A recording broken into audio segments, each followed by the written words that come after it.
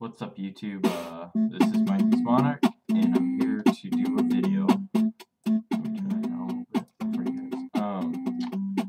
I'm doing a video over recent pickups, and this is kind of an interesting one because it's a little bit shorter, but I just had to do it before I forget to do it. First off, I went to a flea market and picked up Metroid, and I picked up the best copy they had. They had two of them, and I took the sleeve, of course. Gotta have the sleeve. And personally, like, let me turn that down even more. That might be a little bit too loud. They had, like, I'm trying to think, Tecmo Bowl. They had about every genre of Nintendo game there. I just happened to pick that one up because I've never played it. Next up, I bought this over at I don't know what it's called, but it features a bunch of retro products and all that kind of stuff, and I've never seen video games there, but this is the first time I saw they had a video game there, and it's one of my favorite Donkey Kong games. And like, I owned the first Donkey Kong Country, but I've never owned the second, except for on the Game Boy. And it's raining outside. Hey, it's really loud. I don't know if you guys can hear that, but I wasn't expecting that. And they had an arcade machine. I can't remember the name, but I'll try to get it for you guys.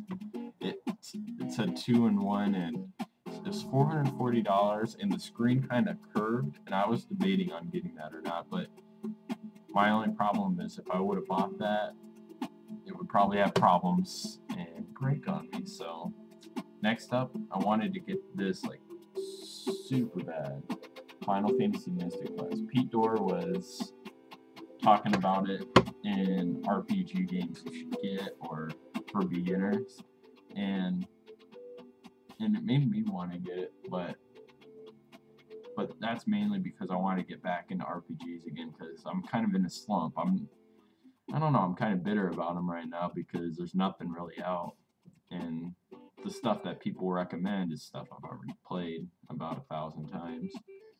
But onwards we go. I got Killer Instinct kind of for a rip-off price, $8 if you can see that. But I needed to get this game again. I've been on a recent kick for fighting games and playing all the old classics I used to play again. And speaking of classics, Clay Fighter 63 and the third. And I've never owned that game. I rented it a long time ago, but I don't have any vivid memory of it, and I wanted to go back and try this. And I was kind of wowed at first because the graphics on it remind me of something I would see on like a DS or something. I was kind of shocked by that, and I got to give props to that company for being that innovative back in a time, like, I don't even remember when 64 came out. It's been so long, but probably 2000s or something, I don't know. Correct me if I'm wrong down in the comments. And this one, I can't remember if I showed you guys in a recent video or not, but Demon Souls. This game is I don't think I could cuss on YouTube, but an SOB, because Pete Dorr wasn't kidding when he talked about this being challenging, and it is challenging, and if you need a good game to challenge yourself, get this. And my only problem with it is I'm really good at it. I love it. It's just I don't feel progression in it at all. Like, there's not too many items you find, and there's not too many upgrades, and it's kind of depressing. It's like, I don't know, the environments are kind of dark and gloomy, but the music is pretty kick-ass on it. And speaking of music, I forgot to mention Mystic Quest. The music, oh my gosh, Legend of Zelda style, like the art style and the music, it's just brings me back to better times. Also in this video, I want to do something new. I've been seeing everyone's been doing Tag Fridays and stuff like that, and I kind of want to do something similar or something close to it. Every week I'm gonna have a video, basically like the Tag Friday, where I ask the viewers a bunch of questions on, like, what is the most challenging game you've ever played, or what is the most boring game you've played, stuff like that, because I want to see some of the responses, because I've seen some of the responses before on the Tag Fridays, and it's unique to hear other people's opinions over certain games and genres, and I want to start that. And if you guys are okay with that, leave that you're okay with it in the comments, because it is a really cool thing just to see different responses from people. Like the most recent one I saw was Nostalgic Dan's, and that was a pretty good one.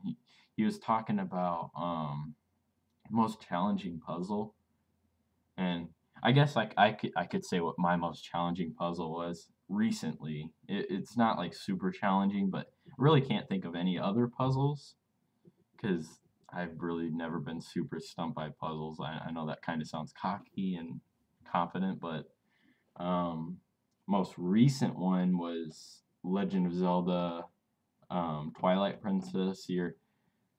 I remember I was walking around in this one dungeon. It's I don't know the name of it, but you're in this dungeon where you got your you just recently got your boomerang, and you're looking at all these windmills, and I just remember hitting them like 1,000 times, and then I I never ever use strategy guides because I think they're just useless, and I had to pull out the strategy guide I got with the game, um, and I opened it up, and it was the stupidest way to beat the puzzle.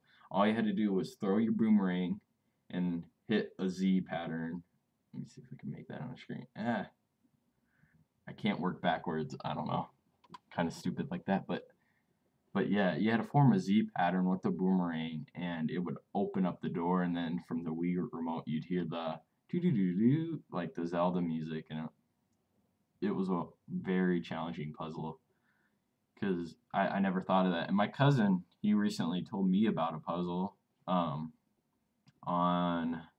it's Zelda for I don't know what it's called. It's Zelda for the DS. It's one of the very early ones. It came with the limited edition Zelda DS. If you guys know, put it down in the comments. But he was saying there's a puzzle where you have to draw the Triforce on the touchpad on the bottom on the DS, and then close the top of the DS, and the image would appear on the top screen of the DS, and that just seems very challenging. And it's like some of these puzzles people put in games, it makes me question why would you do that? Like, have you seen some of the puzzles in Portal 2? Oh my gosh, I've watched videos over it, and I'm like, nope, not getting that game, too challenging. But anyways, thanks for watching, you guys, and rate, comment, or subscribe.